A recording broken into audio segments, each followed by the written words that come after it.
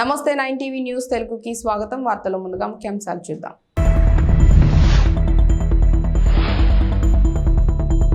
కేసీఆర్ పని అయిపోయింది, కారు షెడ్డుకే రేవంత్.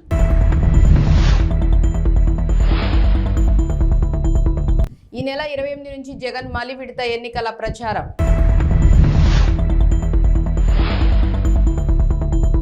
ఈ నెల 29న తెలంగాణలో జేపీ నడ్డా పర్యటన.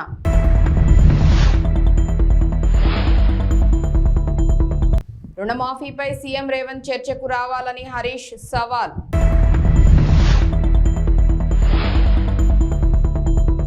టీటీడీకి చెందిన 2000 నోట్ల మార్పిడికి ఆర్బీఐ అంగీకారం. దేశంలో కాంగ్రెస్ పార్టీ కష్టాల్లో ఉన్నప్పుడు ఆనాడు ఇక్కడి ప్రజలు మెదక్ గడ్డపై ఇందిరమ్మను గెలిపించారని ముఖ్యమంత్రి రేవంత్ రెడ్డి అన్నారు. ఈ సందర్భంగా మాట్లాడుతూ 1999 నుంచి 2024 వరకు 25 సంవత్సరాలు మెదక్ పార్లమెంటు బీజేపీ బీఆర్ఎస్ చేతిలోనే ఉందని అన్నారు. ఆనాడు ఇందిరమ్మ తెచ్చిన పరిశ్రమలు తప్ప బీజేపీ బీఆర్ఎస్ ఈ ప్రాంతానికి చేసిందేం లేదని అన్నారు. 10 ఏళ్ల బీఆర్ఎస్ పాలనలో మెదక్ ప్రజలకు ఒరిగిందేం లేదని అన్నారు.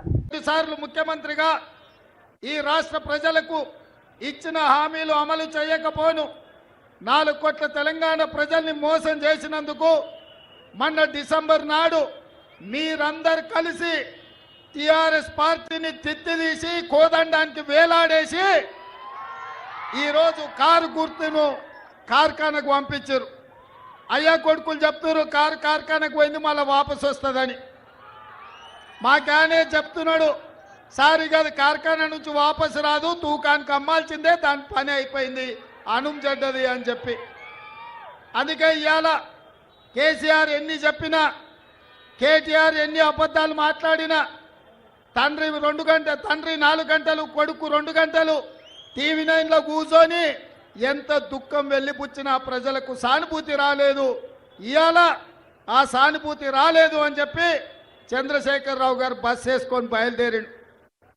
కారు పని అయిపోయిందని ఇవాళ బస్ వేసుకొని బయలుదేరిండు. నిన్న మిర్యాలగూడ పోయిండు, సూర్యాపేట పోయిండు, భువనగిరికి వచ్చిండు. ఇవాళ ఆయన యాత్ర చూస్తుంటే 100 ఎలుకలు తిన్న పిల్లంట తీర్థయాత్రలకు పోయి వచ్చిందంట. నా పాపాలన్నీ మన్నించు అని.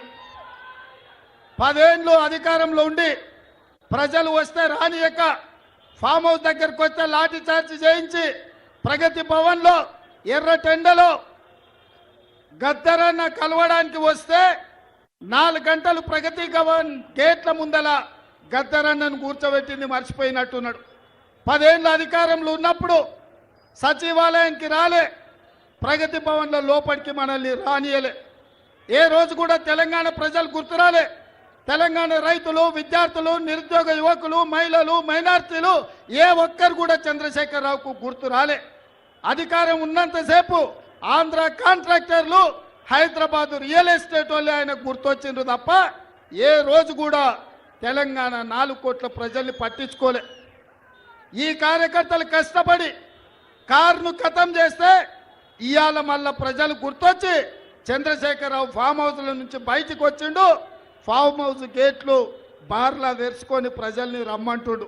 అంత అయిపోయినాక ఆ చేతులు కాలినాక ఆయన ఇవాళ ఆకులు పట్టుకున్నట్టు బయలుదేరాడు. 4 గంటలు వచ్చి టీవీలో కూర్చున్నాడు.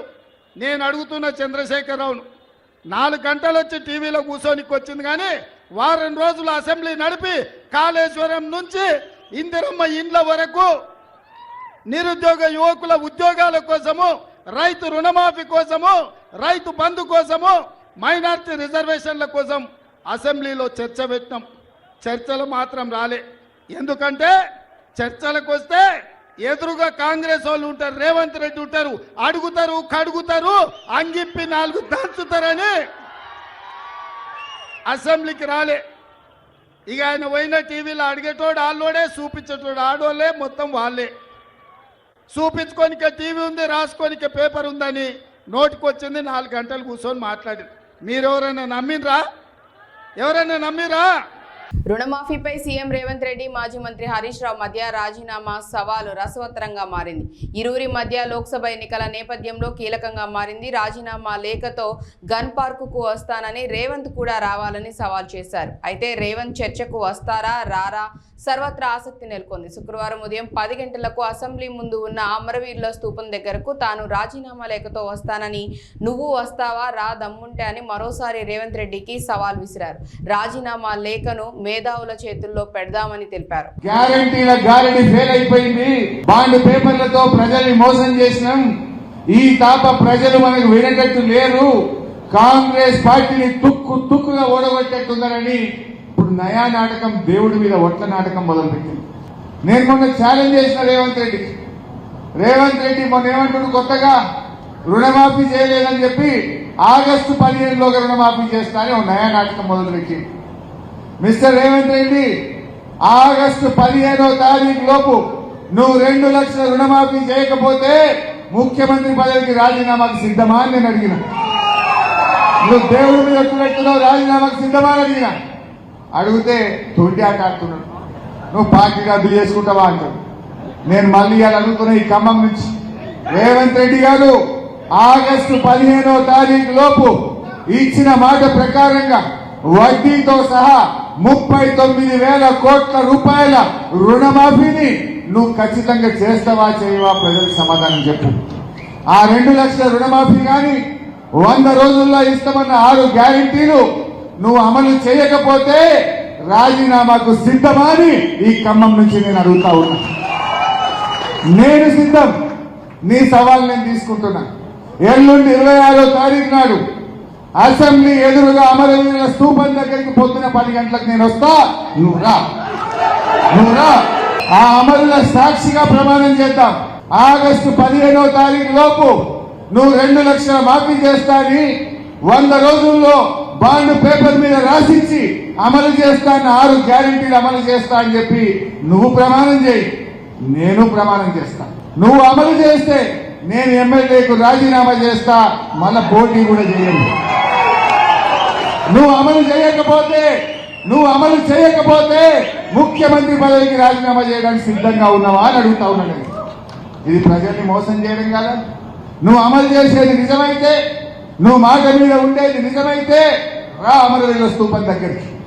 లేదంటే నువ్వు ఎన్ని దేవుళ్ళ మీద ఒట్లు పెట్టినా, ఎన్ని ఆపద మొక్కులు మొక్కినా ఈసారి కాంగ్రెస్ పార్టీ పేదింటి భవిష్యత్తును మరింత గొప్పగా మార్చేందుకు రాష్ట్రాన్ని అన్ని రంగాల్లో ప్రగతి పదంలో అగ్రభాగాన నిలిపేందుకు మరోసారి చారిత్రక విజయంతో అధికారంలోకి రావటమే లక్ష్యంగా ఈ నెల 28 నుంచి వైఎస్ఆర్సీపీ అధ్యక్షులు ముఖ్యమంత్రి వైఎస్ జగన్మోహన్ రెడ్డి ఎన్నికల ప్రచార భేరీ మోగించనున్నారు. ప్రతిరోజు 3 అసెంబ్లీ నియోజకవర్గాల్లో జరిగే బహిరంగ సభల్లో పాల్గొంటారు. ఈ నెల 28న ఉదయం 10 గంటలకు తాడిపత్రిలో నిర్వహించే బహిరంగ సభ ద్వారా ఎన్నికల ప్రచారానికి శ్రీకారం చుట్టనున్నారు. పోలింగ్ సమయం సమీపిస్తూ ఉండడంతో ఏపీలో రాజకీయ వాతావరణం మరింత హాట్గా తయారైంది. అధికార విపక్ష పార్టీలు ప్రచారాన్ని హీటెక్కిస్తున్నాయి. ఇప్పటికే తొలిదశ ప్రచారాన్ని పూర్తి చేశారు. తొలుత 4 ప్రాంతాల్లో సిద్ధం సభలు నిర్వహించారు. మార్చి నెలాఖరున మేమంతా సిద్ధం పేరుతో బస్సు యాత్ర సైతం నిర్వహించారు. ఇడుపులపాయ నుంచి ఇచ్చాపురం వరకు జరిగిన ప్రచారం సందర్భంగా విపక్ష కూటమిపై నిప్పులు చెరిగారు. వైసీపీకి ఓటేస్తేనే సంక్షేమ పథకాలు అమలవుతాయని, బాబుకు ఓటేస్తే నిండా మునిగినట్లేనని ప్రజలకు సూచించారు సీఎం జగన్. ఈ యాత్ర వైసీపీ శ్రేణుల్లో జోష్ నింపింది. పులివెందులలో నామినేషన్ వేసిన తర్వాత మరో విడత ప్రచారానికి సిద్ధమయ్యారు సీఎం జగన్.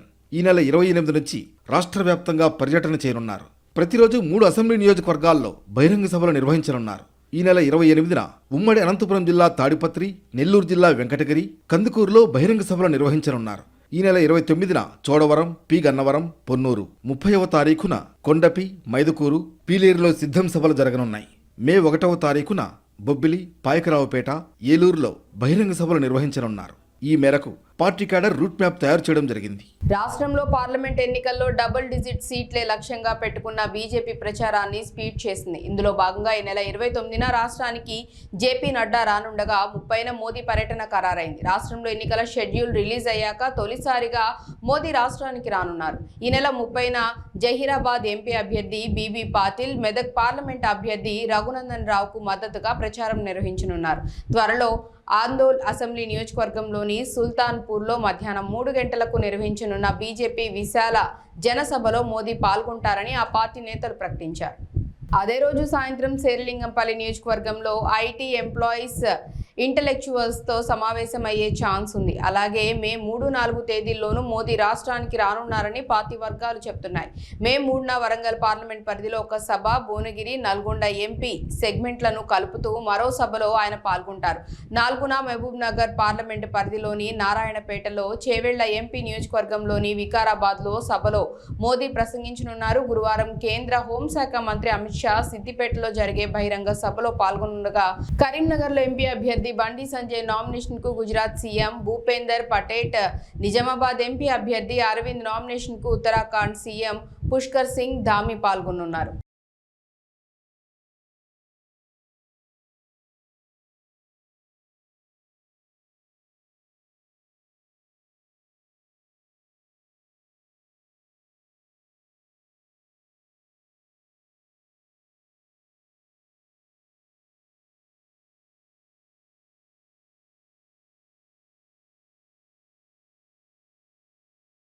కరీంనగర్ ప్రభుత్వ మహిళా డిగ్రీ కళాశాలకు కేంద్ర ప్రభుత్వం అటానమస్ హోదా కల్పించనుంది. కరీంనగర్ ప్రభుత్వ మహిళా డిగ్రీ కళాశాలకు అటానమస్ హోదా కల్పించాలని కోరుతూ ఫిబ్రవరి 16న ఎంపీ బీజేపీ జాతీయ ప్రధాన కార్యదర్శి బండి సంజయ్ కేంద్రానికి లేఖ రాశారు. బండి సంజయ్ లేఖపై కేంద్రం స్పందించింది. అటానమస్ హోదా కల్పిస్తున్నట్లు శాతవాహన యూనివర్సిటీ రిజిస్ట్రార్కు లేఖ అందించారు. అటానమస్ హోదా కల్పించినందుకు కేంద్ర మానవ వనరుల అభివృద్ధి శాఖకు బండి సంజయ్ కృతజ్ఞతలు తెలిపారు. ఇదే సైన్స్ కాలేజీలో కానీ ఆర్ట్స్ కాలేజీలో చదువుకున్న తర్వాత అనేక సమస్యల మీద అవగాహన ఉంటుంది. ప్రభుత్వ కళాశాలలో చదువుకునే విద్యార్థులందరూ కూడా సమస్యల మీద అవగాహన ఉంటుంది. నేను ప్రభుత్వ కళాశాలలో చదువుకునే వాటి నేను ఎంపీ అయ్యాను. ఒక పార్లమెంట్ సభ్యుడిగా ఏ సమస్య వచ్చినా, ఏ ఇబ్బంది వచ్చినా ఈ కళాశాల సమస్యల మీద ఒక అవగాహనతోనే తప్పకుండా పరిష్కరించే ప్రయత్నం చేస్తాను. కలియుగ ప్రత్యక్ష దైవం తిరుమల శ్రీ వెంకటేశ్వర స్వామి వారి దర్శనానికి ప్రతిరోజు వేలాది మంది భక్తులు తరలి వస్తుంటారు. ఇక ప్రతిరోజు కోట్లాది రూపాయలు శ్రీవారికి హుండీలో సమర్పించుకుంటారు భక్తులు. అయితే ఆర్బీఐ 2000 నోట్లను రద్దు చేసిన తర్వాత కూడా శ్రీవారి హుండీలో ఆ నోట్లను వేస్తూనే ఉన్నారు భక్తులు. దీంతో ఆర్బీఐతో నోట్ల మార్పిడి కోసం ప్రయత్నాలు మొదలుపెట్టింది టీటీడీ. ఎట్టకేలకు 2000 రూపాయలు మార్పిడిలో టీటీడీ ప్రయత్నం ఫలించింది.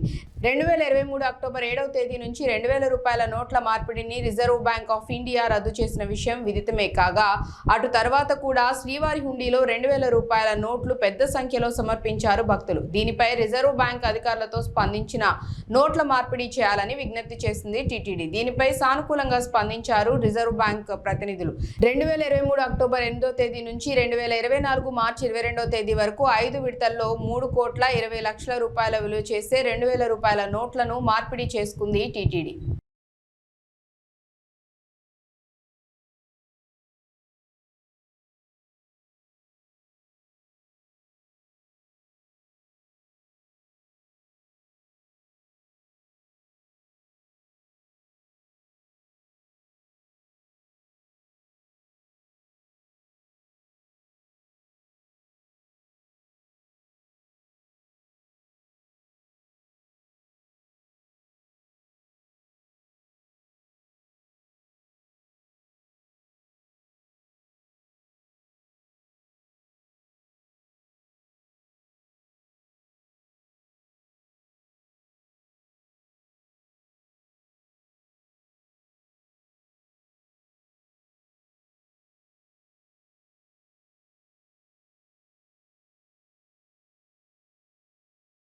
తెలుగు రాష్ట్రాల్లో ఎండలు మండిపోతున్నాయి. రికార్డు స్థాయిలో ఉష్ణోగ్రతలు నమోదవుతున్నాయి. పలు జిల్లాల్లో ఉష్ణోగ్రతలు 45 డిగ్రీలకు పైమాటే.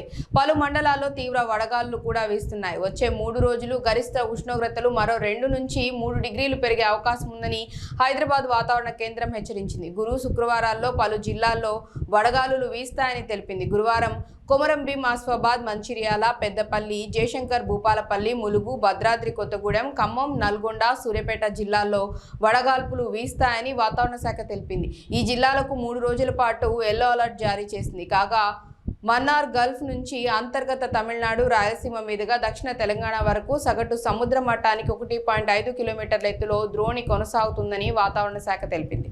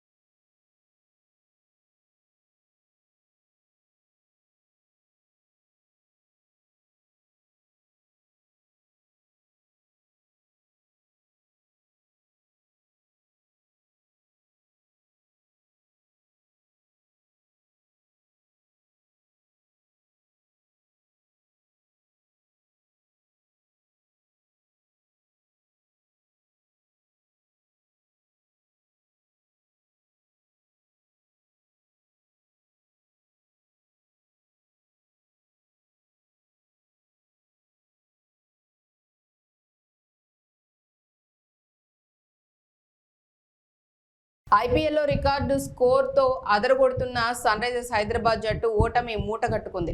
అది కూడా ఈ సీజన్లో పేలవ ప్రదర్శన చేస్తున్న ఆర్సీబీపై కావటం అభిమానులకు మరింత బాధని కలిగిస్తోంది. అంతేకాదు సొంత మైదానం ఉప్పల్లో ఘన విజయం సాధిస్తుందని భావించిన అభిమానులను పూర్తిగా నిరాశకు గురిచేసింది. స్టార్ బ్యాట్స్మెన్లు అందరూ చేతులెత్తేశారు. కెప్టెన్ ప్యాట్ కమిన్స్ సహా బౌలర్లందరూ నిరాశపరిచారు. దీంతో ఆర్సీబీ 35 పరుగుల తేడాతో విజయం సాధించింది. వరుసగా 6 మ్యాచ్ల్లో ఓడి డీలా పడిన ఆ జట్టు ఎట్టకేలకు సుమారు నెల రోజుల తర్వాత గెలుపు బాట పట్టింది. Rajat Patidar player of the match గా నిలిచారు.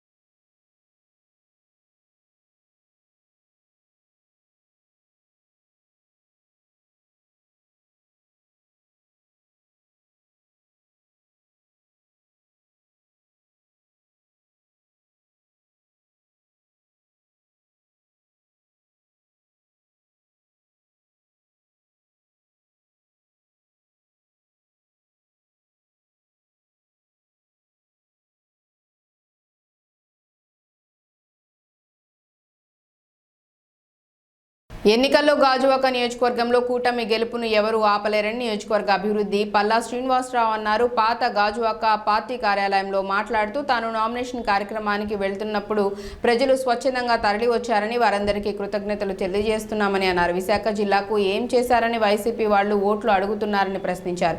రాష్ట్రాన్ని అప్పుల ఊబిలోకి నెట్టారని ఓట్లేయాలా లేక ప్రజాధనాన్ని దుర్వినియోగం చేస్తున్నారని ఓట్లేయాలా అని నిలదీశారు. గత 5 ఏళ్లలో గాజువాక ఎలాంటి అభివృద్ధికి నోచుకోలేదని అన్నారు. తేదేపా హయాంలో అనేక అభివృద్ధి పనులు చేశామని గుర్తు చేశారు. ఎమ్మెల్యేగా తనను, ఎంపీగా భరత్ను గెలిపిస్తే ఉక్కును కాపాడుకోవటమే కాకుండా కాలుష్య నివారణ, మత్స్యకారులకు జట్టి నిర్మాణం, గాజువాకలో ఫ్లైఓవర్ నిర్మాణం, కార్డుల బదిలీ, ఏపీఐఐసి భూ నిర్వాసితుల సమస్య వంటివి పరిష్కరిస్తామని చెప్పారు. ఈ కార్యక్రమంలో పలువురు పాల్గొన్నారు. కార్మిక లోకానికి తెలుసు, ఇక్కడ ఉన్నటువంటి నిర్వాసితులకు తెలుసు, అందరికీ తెలుసు. ఏ ప్రైవేట్ ఇన్వెస్టర్ రావాలన్నా, ఏ ప్రైవేట్ వ్యక్తి అయినా స్టీల్ ప్లాంట్ కొనాలి అంటే అక్కడ దానికి స్టేట్ గవర్నమెంట్ ఒక సహాయ సహకారాలు కావాలి. అందుకే కేంద్ర ప్రభుత్వం అమ్మేస్తానంటే కొనడానికి రాష్ట్ర ప్రభుత్వం సహాయ సహకారాలు లేకుండా నిన్న జరిగినటువంటి నా నామినేషన్ ఏదైతే యాత్ర ఉందో దాన్ని దిగ్విజయంగా విజయవంతంగా ప్రజల సహకారంతో, అలాగే తెలుగుదేశం, జనసేన, బీజేపీ, అలాగే అభిమానుల సహకారంతో, మీ అందరి సహకారంతో మరి మేము నామినేషన్ వేయగలిగాం. ఆ నామినేషన్ను చూసిన తర్వాత ఆ నామినేషన్, ఆ పాదయాత్ర కావచ్చు, ఆ యాత్ర కావచ్చు, అది చూసిన తర్వాత నిజంగా నా భూతో నా భవిష్యత్ లాగా ఉంది. అంటే నేను ఎప్పుడు కూడా అంత జనాన్ని చూడలే. దాన్ని బట్టి నాకు అర్థమవుతుంది ఏంటంటే ప్రజలు మార్పు కోరుకుంటున్నారు. ఇటు విశాఖపట్నం ఒక గాజువాకలో కావచ్చు, విశాఖపట్నం పార్లమెంట్ కావచ్చు, అలాగే ఈ రాష్ట్రంలో కావచ్చు, రేపు ఖచ్చితంగా ఎన్డీఏ కూటమి, తెలుగుదేశం, జనసేన, బీజేపీ కూటమి అధికారంగా రాబోతుందని చెప్పేసి ఈ సందర్భంగా తెలియజేస్తాను. అందుకే మీ ద్వారా నేను గాజువాక పుర ప్రజలకు, తెలుగుదేశం, జనసేన, బీజేపీ నాయకులకు, అలాగే అభిమానులకు అందరికీ కూడా మీ ద్వారా నేను వారికి ధన్యవాదాలు తెలియజేసుకుంటున్నాను.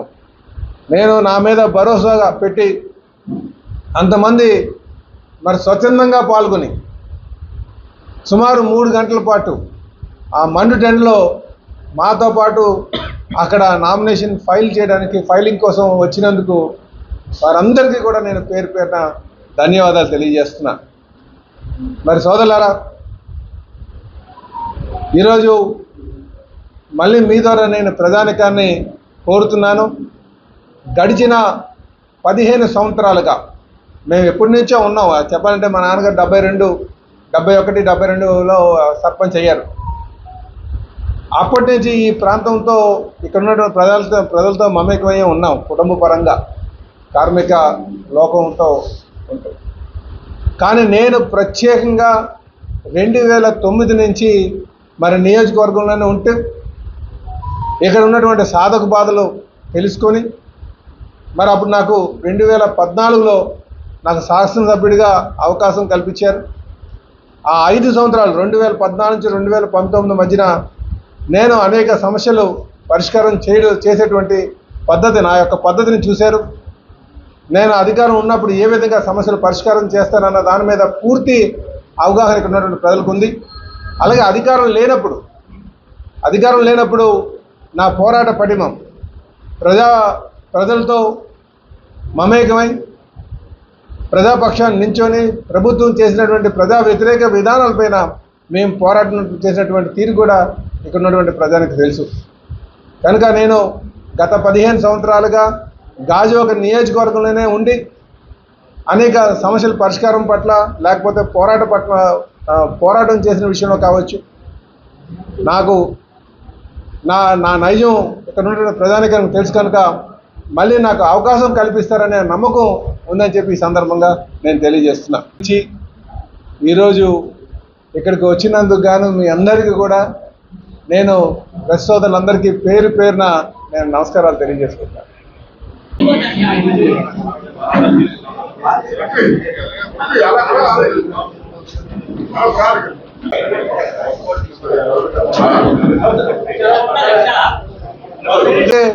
ప్రత్యక్షంగా ఉద్యోగస్తులు 35 వేల మంది ఉన్నారు. వారు కూడా చాలా ఆందోళన. అయితే ఈ ప్రభుత్వం వచ్చిన తర్వాత ఆ రెజల్యూషన్ పక్కన పెట్టేశారు. మీరు దాన్ని ముందుకు వెళ్ళలేదు. కనుక మేము అధికారం వచ్చిన తర్వాత ఏదైతే ఆ బ్రేక్ వాటర్ అంటే చాలా మంది జట్టి అని అంటుంటారు. వారి విజయానికి తోడ్పాటుకి వాళ్ళందరూ సిద్ధంగా ఉన్నారు.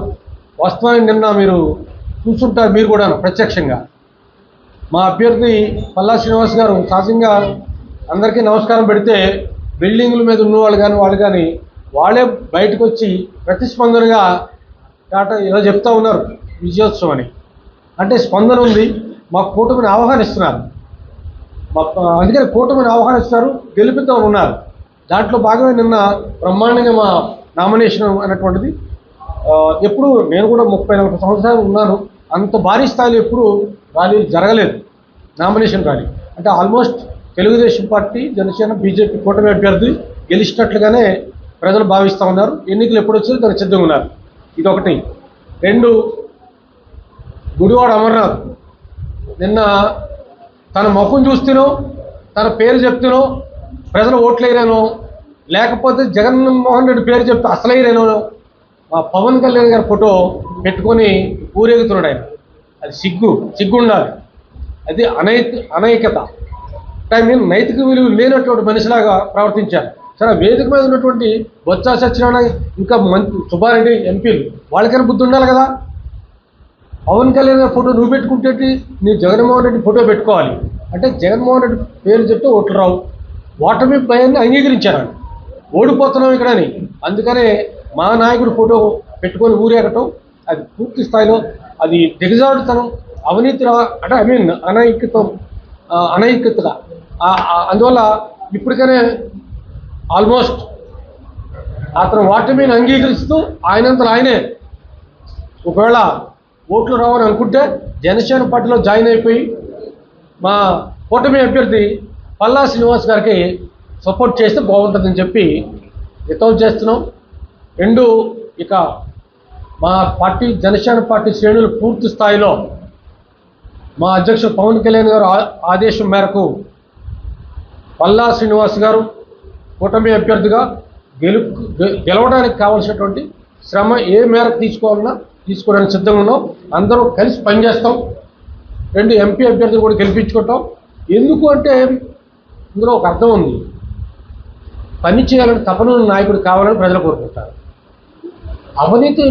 అవినీతి ఆరోపణలు మచ్చలేనటువంటి మనిషి కావాలని కోరుకుంటారు. మా అభ్యర్థికి అవినీతి మచ్చలైతే లేవు, ఉంటే పుట్టుమచ్చలు ఉండదు తప్ప. మిగతా మా మీద పోటీ చేస్తున్న అభ్యర్థి అమర్నాథ్కి తనకు పూర్తిగా అవినీతి మరకలే ఉన్నాయి. పూర్తిగా ముఖం చూస్తున్న అవినీతి మరకలతో ఆయన తిరుగుతూ ఉన్నాడు. అందుకనే మా అభ్యర్థిని ఎమ్మెల్యేగా గెలిపించుకోవాలని ప్రజలు చూస్తున్నారు.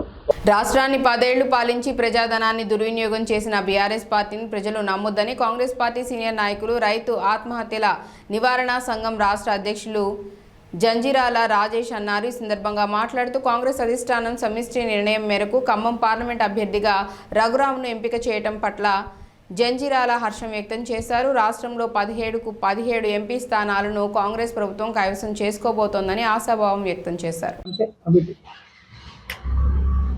ఖమ్మం పార్లమెంటు అభ్యర్థిగా ఖమ్మం జిల్లా వాసి రామ్ సాయం సురేందర్ రెడ్డి గారు, వారి యొక్క కుటుంబం కాంగ్రెస్ పార్టీకి ఎన్నో సంవత్సరాల నుంచి సేవలు అందిస్తున్నటువంటి వారు, వారి తనయుడు అయినటువంటి రామ్ సాయం రఘురామరెడ్డి గారిని అధిష్టానం ఎంపిక చేసింది. దీని మీద ఉన్నటువంటి పరిస్థితుల్ని లేటెస్ట్గా ఒక మంచి అభ్యర్థిని మన పొంగులేటి శ్రీనివాసరెడ్డి గారు మరియు ఖమ్మం జిల్లా ఉప ముఖ్యమంత్రి బట్టి విక్రమార్క గారు, సీనియర్ నాయకులు శ్రీ తుమ్మల నాగేశ్వరరావు గారు మరియు శ్రీమతి రేణుకా చౌదరి గారు, వీరి యొక్క ఆధ్వర్యం లోపల ఈ క్యాండిడేట్ని ఎంపిక చేయడం కాంగ్రెస్ శ్రేణుల్లో నూతన ఉత్సాహాన్ని నెలకొల్పే విధంగా ఒక 24 క్యారెట్ల మంచి వ్యక్తి, మంచి కుటుంబం, ఉన్నతమైనటువంటి కాంగ్రెస్ విలువలతో ఉన్నటువంటి కుటుంబం నుంచి వచ్చినటువంటి వారు. వీరి ఎంపిక పట్ల సర్వత్రా కాంగ్రెస్, యువజన కాంగ్రెస్, మహిళా కాంగ్రెస్, సేవాదల్, కిసాన్ సెల్ అందరూ కూడా చాలా సంతోషంగా ఉన్నారు.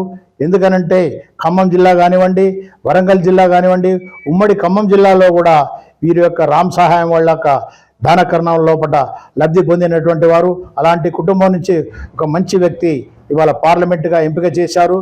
వీరందరి గెలుపు అత్యధిక మెజారిటీతో గెలిపించేటువంటి కార్యక్రమంలో మేమంతా ముందుంటామని చెప్పేసి కాంగ్రెస్ శ్రేణులు అందరూ కూడా ఉదయం నుంచి ఫోన్ చేసి మాట్లాడుతున్నారు.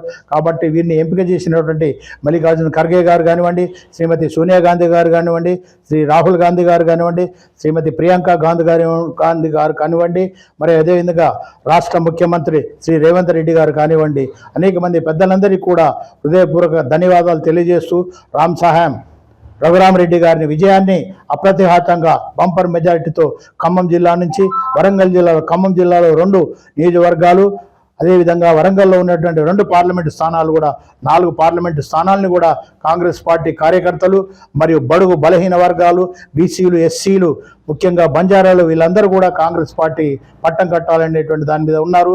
చేసినటువంటి పనులు చెప్పుకోలేనటువంటి బీఆర్ఎస్ అభ్యర్థి నామా నాగేశ్వరరావు గారు కానివ్వండి, అదేవిధంగా ఉన్నటువంటి ఎంతోమంది పార్టీలు బీజేపీ పార్టీ అని చెప్పేసి వస్తున్నారు. వాళ్ళు 10 సంవత్సరాలు చేసిన అభివృద్ధి కార్యక్రమాలు చెప్పకుండా కేవలం జై శ్రీరామ్ అని చెప్పేసి పేరుతో ఉంటున్నారు. రాముడు అందరివాడు, రాముడు కులాల మతాల పేరు మీద తీసుకొచ్చేటువంటి వారు కాదు. అందరూ కూడా ముస్లిమ్స్లో కూడా శ్రీరామనవమి రోజు పాల్గొని దైవికంగా మరి పనిచేసినటువంటి వాళ్ళు ఉన్నారు. అలాంటి సెక్యులర్ కంట్రీ లోపల కేవలం రామతోటి 10 సంవత్సరాల పరిపాలన పూర్తవుతుంది అనుకుంటున్నారు. అది పొరపాటు. కానీ రాముడు అందరివాడు, అందరికీ కావలసినటువంటి వారు. త్రేతాయుగం నుంచి ఇప్పటి వరకు కొన్ని వేల సంవత్సరాల నుంచి కూడా ప్రతి గ్రామంలో గాంధీ గారి విగ్రహం ఉంది, ప్రతి గ్రామంలో రాముడి విగ్రహం ఉంది. ఇవాళ కొత్తగా రాముడు పరిచయం చేసేటువంటి పరిస్థితి తీసుకురాకుండా మీరు చేసినటువంటి అభివృద్ధి కార్యక్రమాలు ప్రజల ముందు ఉంచండి. మేము ఇది చేశాం, మీరు మళ్ళీ పట్టం కట్టండి అని. 2 సంవత్సరాలు 10 సంవత్సరాలు ఏలినటువంటి మీరు సామాన్యుడు బతకలేని పరిస్థితుల్లో పెట్రోల్ డీజిల్ రేట్లతోటి మమ్మల్ని తినడానికి తిండి లేనటువంటి పరిస్థితుల్లో మేము ముందుకు పోతున్నామని చెప్పేసి, కాబట్టి ఇలాంటి చౌకబారు మాటలు మాట్లాడవద్దని చెప్పేసి ఉత్తముడైనటువంటి రఘురామరెడ్డి ద్వారా మరి తెలంగాణలో కూడా కాంగ్రెస్ పార్లమెంట్ సీట్లు, అత్యధిక సీట్లు మా ముఖ్యమంత్రి రేవంత్ రెడ్డి గారు చెప్పినట్టు 17కు 17 సీట్లు కాంగ్రెస్ కైవసం చేసుకుంటుంది. రాహుల్ గాంధీ జూన్ 9వ తారీఖు నాడు ప్రమాణ స్వీకారం చేస్తారు ప్రధానమంత్రిగా అని చెప్పేసి మేము విజ్ఞప్తి చేస్తూ ప్రజల్ని కోరుకుంటున్నాను, మనవి చేసుకుంటున్నాను. జై కాంగ్రెస్, జై రాహుల్ గాంధీ.